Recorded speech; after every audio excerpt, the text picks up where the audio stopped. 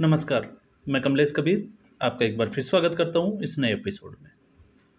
आज के इस एपिसोड में हम बात करने वाले हैं दिल्ली की। दिल्ली की राजनीति बड़ी ही दिलचस्प मोड़ पे है। आपको पता होगा,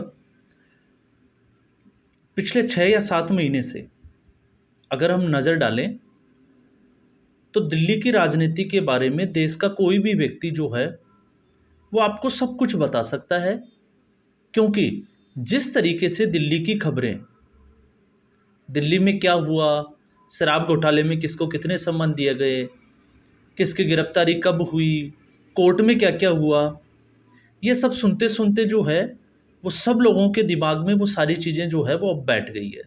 तो आप किसी से भी बात करोगे वो आपको सब कुछ जो है वो हो सकता है डेट वाइज भी आपको बता दे। अब इस वक्त की अगर हम बात करें तो अब एक बार फिर जो है वो नया मोड़ आया है। और नया मोड़ क्या आया है उस पर अगर हम बात करें तो उससे पहले हम बात करते हैं अरविंद केजरीवाल की। अरविंद केजरीवाल, आपको पता होगा 5 दिन पहले अरविंद केजरीवाल की जो याचिका थी उस पर सुनवाई हुई और फैसला सुरक्षित रख लिया गया। और उसके बाद में कल आपने देखा होगा एक नई खबर हो रही कि शराब घोटाले के मामले में 2 और आरोपियों की जमानत हो गई। तो अब धीरे धीरे करके एक के बाद एक दिल्ली शराब घोटाले से जुड़ी हुई जितने भी जो लोग थे जिनकी गिरफ्तारियां हुई थी वो जेल से बाहर आ रहे हैं। फिर चाहे उस कड़ी में सबसे ज़्यादा दिनों तक जो जेल में रहे, चाहे हम विजय नायर की बात करें, उनको जमानत दे दी गई, मनीष सिसोदिया को जमानत दी गई, के कविता को जमानत दी गई। और कोर्ट की एक टिप्पणी, आपको पता होगा जेल अपवाद है और जमानत जो है वो नियम है, सब में एक ही तरह की जो है वो टिप्पणी की गई। और सबसे बड़ी बात ये भी थी, हमने पहले भी बात किया है इस मामले में, कि जहां कोर्ट जो है वो ये कहने से बच रहा है कि ये गिरफ्तारी जो है वो असंवैधानिक है या गलत है। कोर्ट ये जरूर मान रहा है कि ये जो गिरफ्तारी है वो वैध है, लेकिन जमानत इस आधार पे दे रहा है, केस के मेरिट्स पे ना देके, कि ट्रायल में देरी हो रही है। तो कहीं ना कहीं अदालत ये मान रही है कि शराब घोटाला हुआ है और ईडी के पास में साक्ष्य और सबूत मौजूद है। तो फिर क्या ऐसे भ्रष्टाचारियों को, इतने बड़े आरोपों में जो घिरे हुए हो, उनको ट्रायल में देरी के आधार पर जमानत दी जा सकती है? तो क्या ये कानून सही है या गलत है? ये भी जो है वो बड़ा सवाल खड़ा कर देता है। दूसरा, जब उस वक्त के, क्योंकि कोई भी आबकारी नीति जब बनती है तो वो आबकारी विभाग के अंडर में आती है, और जब उस वक्त के तत्कालीन हम बात करें मनीष सिसोदिया की, जो आबकारी विभाग के प्रमुख थे, तो जब उनकी ही जमानत हो गई तो फिर अब तक अरविंद केजरीवाल की जमानत क्यों नहीं हुई, उसको जमानत क्यों नहीं दी गई? ये भी जो है वो बड़ा प्रश्न चिन्ह खड़ा करता है। क्योंकि हालांकि दिल्ली के मुख्यमंत्री है, फाइनेंशियल डिसीजंस जो है वो मुख्यमंत्री के अंडर में आते हैं, लेकिन ये भी सच है कि मुख्यमंत्री ने कहीं भी एक भी फाइल साइन नहीं की। तो यहां पे कोर्ट की जो टिप्पणी है और कोर्ट की जो कार्रवाई है कई बार जो है वो भी शंकाओं के घेरे में आ जाती है। उसी कड़ी में अरविंद केजरीवाल की जमानत याचिका पर सुनवाई हुई। अरविंद केजरीवाल के लिए कोर्ट के दरवाजे जो है वो सीधे तौर से, जिस तरीके से जो आखिरी दलील आपने देखा उसमें सीबीआई की तरफ से जो दलील दी गई थी वो यही थी कि अरविंद केजरीवाल को जो है वो ट्रायल कोर्ट में निचली अदालत से जो है वो ऊपर आना चाहिए, सांप सीढ़ी का खेल नहीं खेलना चाहिए। उसमें हमने एक जो है वो पूरा विश्लेषण भी किया था, और उसमें क्वेश्चन यही था कि क्या आम आदमी पार्टी को इतनी सहूलियत होती है कि वो सीधा सुप्रीम कोर्ट में जाएं और सुप्रीम कोर्ट उसकी याचिका जो है वो ले ले? तो इसका आंसर जो है वो आपको यही मिलेगा कि नहीं, रजिस्ट्रार ही आपको वापस भगा देगा कि आपको निचली अदालत का रुख करना चाहिए। लेकिन इस केस में ऐसा हुआ। और एक सबसे बड़ी बात, जो अरविंद केजरीवाल को लग रहा था कि अदालत जो है वो जमानत दे देगी, तो फिर अरविंद केजरीवाल की जमानत को सुरक्षित रख लिया गया और अभी तक ये तय नहीं की कि सुप्रीम कोर्ट उस सुनवाई के बाद में जो फैसला सुरक्षित रखा उस पर जो है वो फैसला कब देने वाला है। और उसी कड़ी में तो इसलिए हमने बात की कि अरविंद केजरीवाल की जमानत का क्या हुआ। क्या कोर्ट का मन बदल गया, या कोर्ट ने जो है वो तय करके रखा हुआ है कि अरविंद केजरीवाल को जमानत देनी है?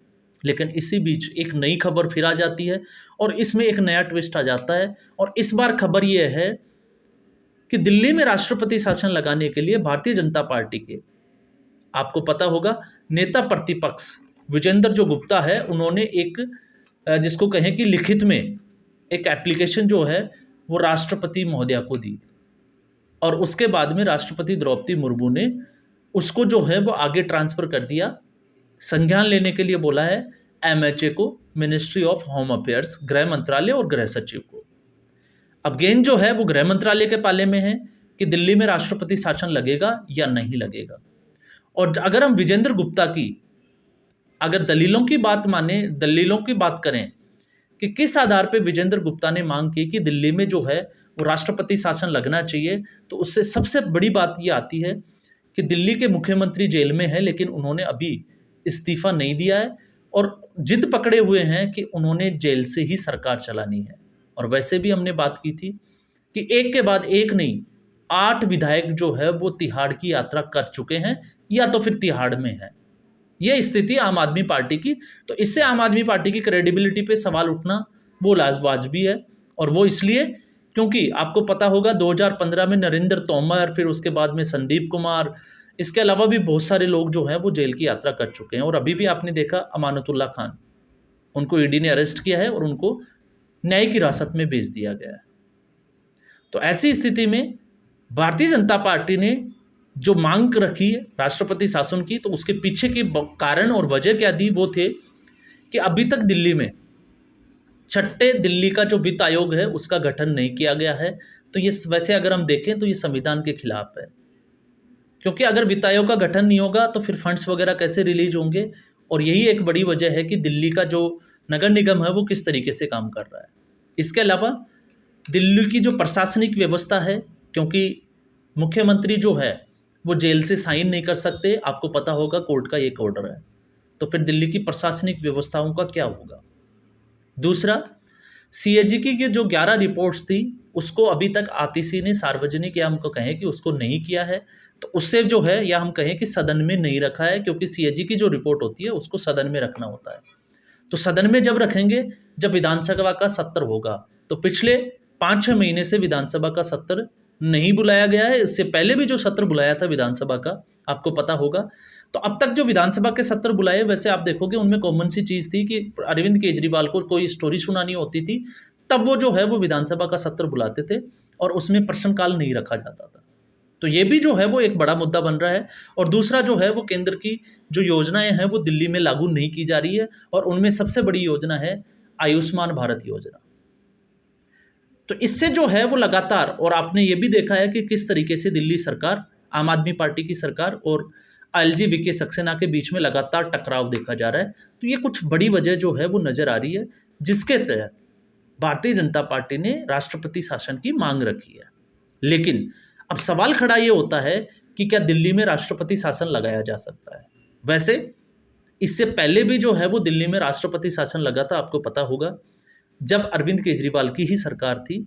और जब पहली बार अरविंद केजरीवाल की पार्टी ने दिल्ली में चुनाव लड़ा था, उस वक्त सिंगल लार्जेस्ट पार्टी हुआ करती थी भारतीय जनता पार्टी, क्योंकि शीला दीक्षित के खिलाफ भ्रष्टाचार के आरोप लगाकर अरविंद केजरीवाल ने राजनीति में पदार्पण किया था और कसम खाई थी कि वो कांग्रेस पार्टी के साथ में गठबंधन नहीं करेंगे। तो सबसे ज़्यादा सीटें भारतीय जनता पार्टी को मिली पहले चुनाव में, उसके बाद में आम आदमी पार्टी को, और फिर 7 या 8 सीटों के आसपास जो है वो कांग्रेस पार्टी को। तो उस वक्त कांग्रेस पार्टी ने समर्थन किया, कांग्रेस पार्टी के समर्थन से आम आदमी पार्टी ने सरकार बनाई। वो सरकार चली 49 दिन तक, और आपको ये भी पता होगा कि उस वक्त कांग्रेस पार्टी ने समर्थन वापस नहीं लिया था। आम आदमी पार्टी ने जो है वो उसके साथ गठबंधन तोड़ा था, और उसके बाद में दिल्ली में राष्ट्रपति शासन लग गया था, जो कि जो अप्रैल 2015 तक रहा, और उसकी जो अवधि थी, समय अवधि, वो 363 दिन। तो अरविंद केजरीवाल के समय ही 363 दिन का राष्ट्रपति शासन लगा था। लेकिन इस वक्त सिचुएशन थोड़ी उलट है। वो इसलिए क्योंकि अब दिल्ली में विधानसभा चुनाव में ज़्यादा समय बचा नहीं है। तो क्या ऐसी स्थिति में गृह मंत्रालय जो है वो ऐसा डिसीजन ले पाएगा जिससे ये लगे कि भारतीय जनता पार्टी दिल्ली को लेके सीरियस है, या आम आदमी पार्टी के खिलाफ जो है वो इस तरह का एक्शन लेने जा रही है। क्योंकि आम आदमी पार्टी सीधे तौर से जो है वो आरोप लगा चुकी है। आपने सौरभ भारद्वाज का स्टेटमेंट भी देखा होगा कि भारतीय जनता पार्टी जो है वो चोर दरवाजे से आम आदमी पार्टी को, या हम कहें कि दिल्ली में राष्ट्रपति शासन लगाने की कवायद शुरू कर चुकी है। तो आरोप, ये राजनीतिक आरोप है, ये लगते रहते हैं। लेकिन जब इतने कम समय में, और सबसे बड़ा सवाल ये भी है कि क्या भारतीय जनता पार्टी ऐसा कर सकती है, तो मेरा जवाब होगा कि नहीं कर सकती। ऐसा इसलिए क्योंकि इससे भी ज़्यादा हालत ख़राब जो है वो पश्चिमी बंगाल की हमने देखा है। और पश्चिमी बंगाल जैसे राज्य में लगातार एक के बाद एक घटनाएं ऐसी घट रही है जिससे लगता है कि इस बार जो है वो शायद केंद्र सरकार बोल्ड डिसीजन लेगी और राष्ट्रपति शासन लगेगा। लेकिन अब तक वहाँ पे भी ये कामयाबी, या हम कहें कि भारतीय जनता पार्टी ऐसा करने में कामयाब नहीं हुई है। और इसके पीछे दो कारण हो सकते हैं, क्योंकि एक आरोप जो लगता है कि भारतीय जनता पार्टी जो है वो डिक्टेटरशिप है, तानाशाही की सरकार है, तो इस टैग से भी जो है वो भारतीय जनता पार्टी बचने की कोशिश करती है। और कहीं ना कहीं भारतीय जनता पार्टी का ऐसी जगह पे भारतीय जनता पार्टी को सीटें नहीं मिलना, या हम कहें कि बैकफुट पे जाने का सबसे बड़ा कारण भी यही है, क्योंकि भारतीय जनता पार्टी अपने ही लोगों के साथ खड़े होते हुए दिखाई नहीं देती है। भारतीय जनता पार्टी के कार्यकर्ता मर रहे हैं, कांग्रेस पार्टी के कार्यकर्ता मर रहे हैं, उनके साथ जो है वो गलत व्यवहार किया जा रहा है, लेकिन भारतीय जनता पार्टी उसके बावजूद ऐसी कोई स्टेप लेने से जो है वो बचती है। तो इससे सीधे तौर से आपको पता होगा कि कार्यकर्ता क्यों चाहेगा कि सीधे तौर से जो है वो उसका नुकसान हो। और इसी की वजह से आपने देखा कि लोकसभा चुनाव में जहाँ लग रहा था कि टीएमसी के मुकाबले भारतीय जनता पार्टी अच्छा कर सकती है, लेकिन अच्छा नहीं कर पाई। उस माहौल के बावजूद तो उसकी बड़ी वजह यह थी लोगों में डर, और उसको दूर करने का भारतीय जनता पार्टी ने अभी तक कोई प्रयास भी नहीं किया। तो ऐसी स्थिति जो है वो अभी दिल्ली में बनी हुई है, और वो भी उस वक्त जब दिल्ली के जो है वो चुनाव नज़दीक है। तो मुझे नहीं लगता कि ऐसा कुछ होने वाला है। ये सिर्फ और सिर्फ एक राजनीतिक जो है वो आरोप और प्रत्यारोप का समय है। तो ऐसे में ये चीज़ें जो है वो खबरें आपके सामने आती रहेगी। तो आज के एपिसोड में बस इतना ही। उम्मीद करूँगा ये वीडियो एपिसोड आपको पसंद आया होगा। वीडियो अगर आपको पसंद आया, वीडियो को लाइक करें, शेयर करें, चैनल ज़रूर सब्सक्राइब करें। धन्यवाद।